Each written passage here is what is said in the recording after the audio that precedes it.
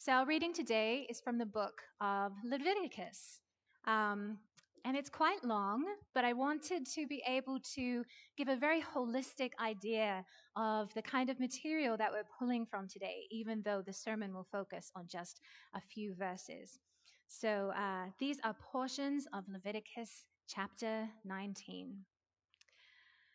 The Lord said to Moses, "Speak to the entire assembly of Israel and say to them, 'Be holy, because I, the Lord your God, am holy.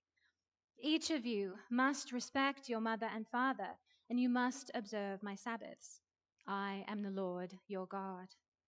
Do not turn to idols or make metal gods for yourselves. I am the Lord your God. When you sacrifice the fellowship offering to the Lord, sacrifice it in such a way that it will be accepted on your behalf. It shall be eaten on the day you sacrifice it, or on the next day. Anything left over on the third day must be burned up. When you reap the harvest of your land, do not reap to the very edges of your field or gather the gleanings of your harvest. Do not go over your vineyard a second time or pick the grapes that have fallen. Leave them for the poor and the foreigner. I am the Lord your God. Do not steal. Do not lie. Do not deceive one another. Do not swear falsely by my name and so profane the name of your God. I am the Lord. Do not defraud or rob your neighbor. Do not hold back the wages of a hired worker overnight. Do not curse the deaf or put a stumbling block in front of the blind, but fear your God. I am the Lord. Do not pervert justice. Do not show partiality to the poor or favoritism to the great, but judge your neighbor fairly. Do not go about spreading slander among your people. Do not do anything that endangers your neighbor's life. I am the Lord. Do not hate a fellow Israelite in your heart. Rebuke your neighbor frankly, so that you will not share in their guilt. Do not seek revenge or bear a grudge against anyone among your people, but love your neighbor as yourself. I am the Lord. Keep my decrees. Do not mate different kinds of animals. Do not plant your field with two kinds of seed. Do not wear clothing woven of two kinds of material. Stand up in the presence of the aged. Show respect for the elderly and revere your God. I am the Lord. When a foreigner resides among you in your land, do not mistreat them. The foreigner residing among you must be treated as your native born. Love them as yourself, for you were foreigners in Egypt. I am the Lord your God. Do not use dishonest standards when measuring length, weight, or quantity. Use honest scales and honest weights, an honest ephah and an honest hin. I am the Lord your God, who brought you out of Egypt. Keep all my decrees and all my laws and follow them. I am the Lord. May God bless the hearing and the living of this word. And further from the writings of Emanuel Swedenborg, Apocalypse Revealed, number 586, section 3. Those people who live according to the word's truths are called saints, not because they are holy, but because the truths in them are holy. And truths are holy when they come from the Lord in them, and they have the Lord in them when they have his truths in them.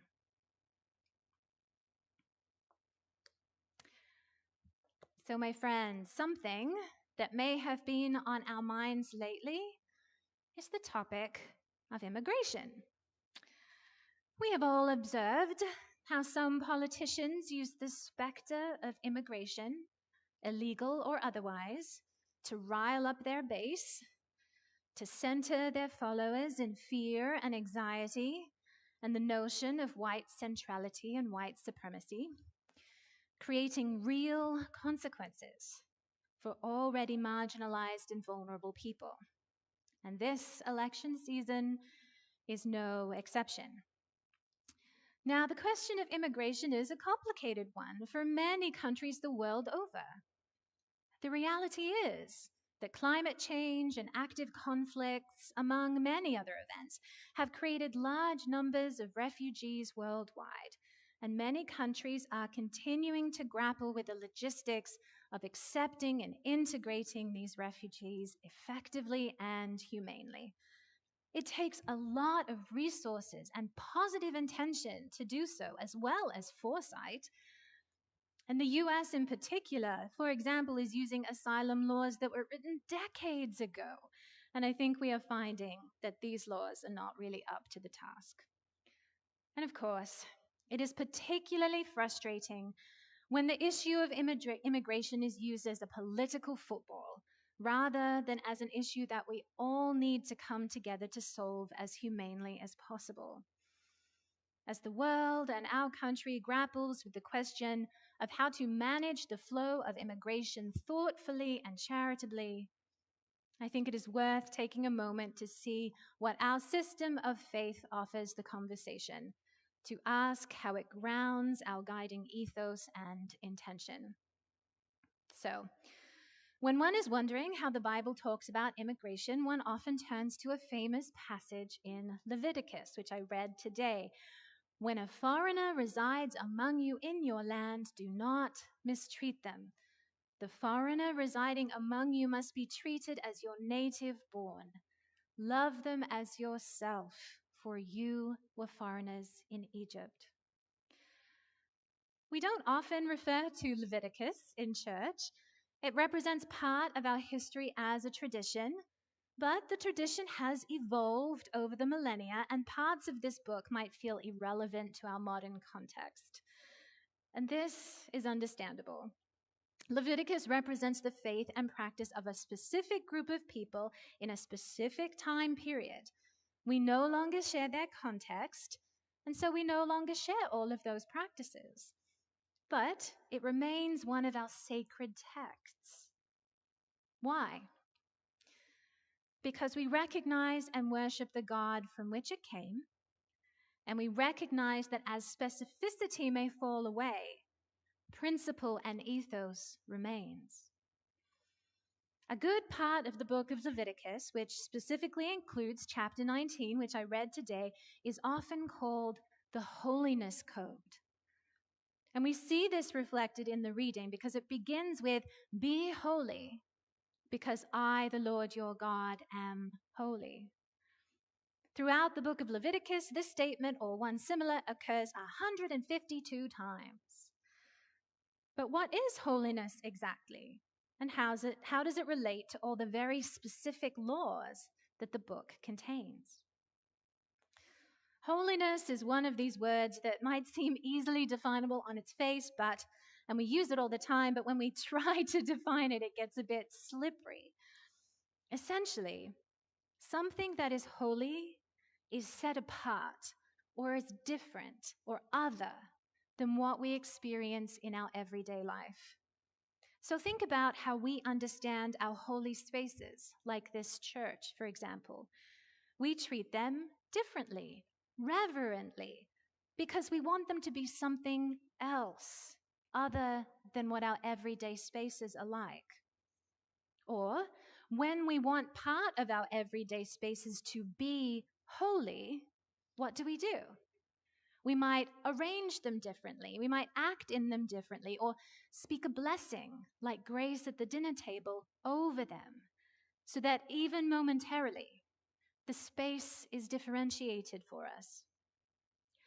Or perhaps you've had a holy experience, maybe on a mountaintop or in meditation or in relationship with another. What was it about that experience that caused you to call it holy? I think it is likely because it felt different. It felt like the veil had been lifted back for a moment, and you felt and saw and knew things differently, even though you were right here in the world as you always are.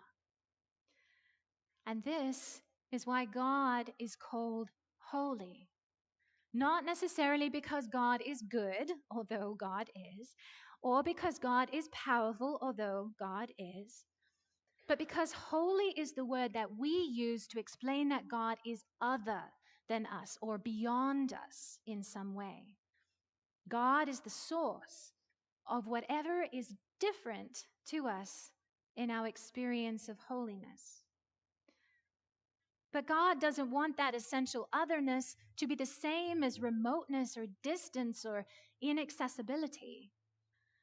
So God is always inviting us into ways of thinking and appreciating and loving and seeing that bring us closer to God, that bring us closer to what we call holiness. And this is what the book of Leviticus, as detailed as it is really about.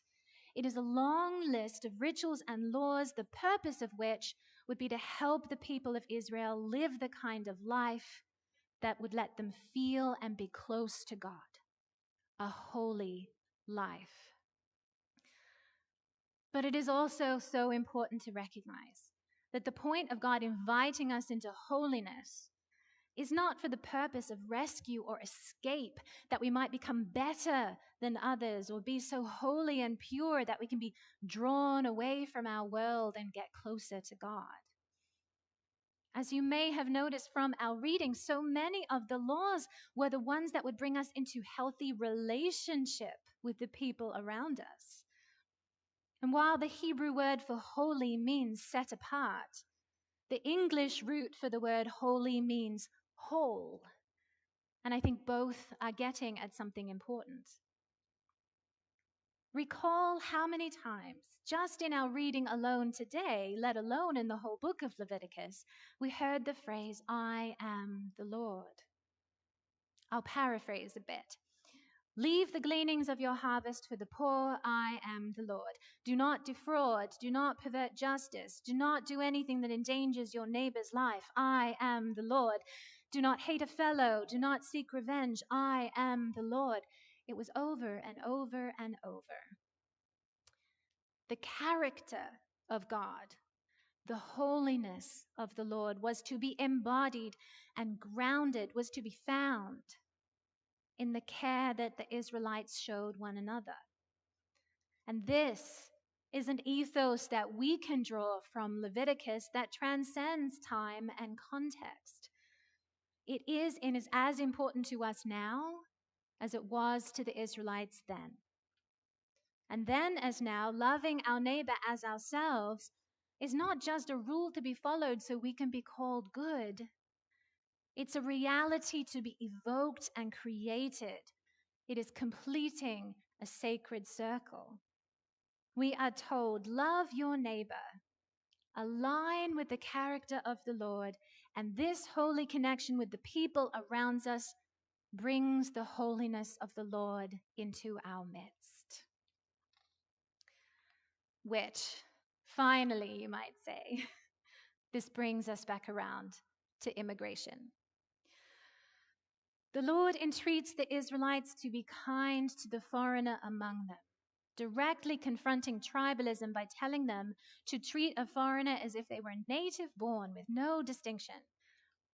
And how were they to be in touch with their own best motivations around this practice? Through empathy. Love them as yourself, for you were foreigners in Egypt once. God understands who we are.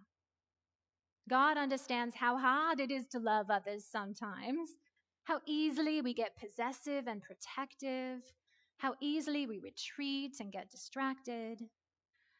God understands how seductive group-based dominance and hierarchy can be, and how it can provide us with a surge of powerful but shallow personal significance. God understands who we are.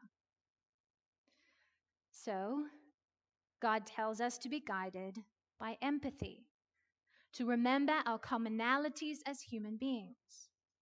For the Israelites, they had a literal experience of being mistreated foreigners, and these stories filled their narrative imagination.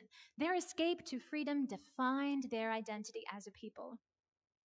So God called upon that memory as a guide, paraphrased by Jesus' contemporary Rabbi Hillel as, "What is hateful to yourself, do not do to another."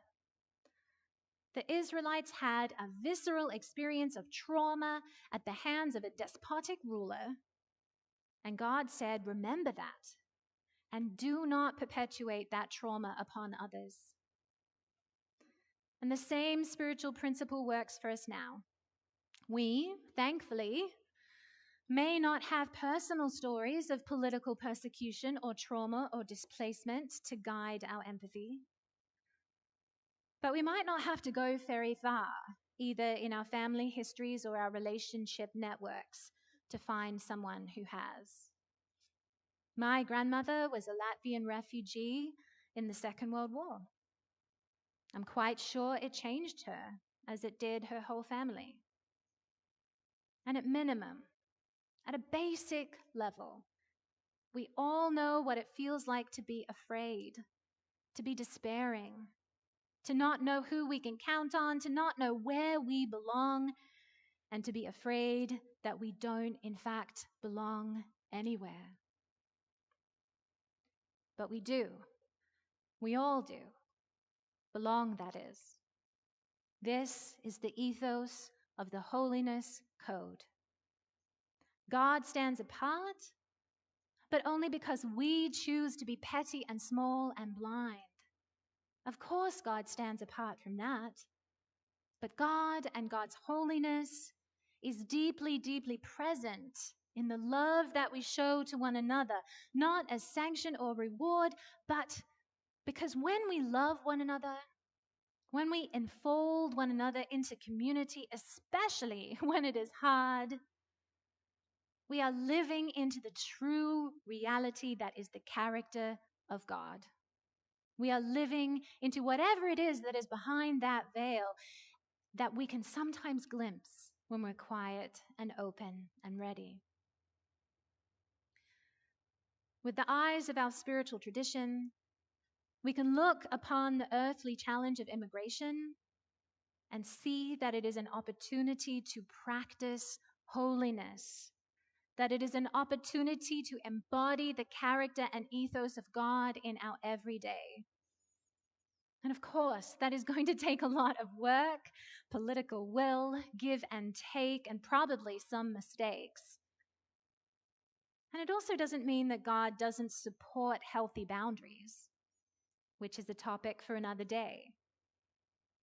But what is clear is that if we are looking to the Bible to justify in-group and out-group thinking, it doesn't.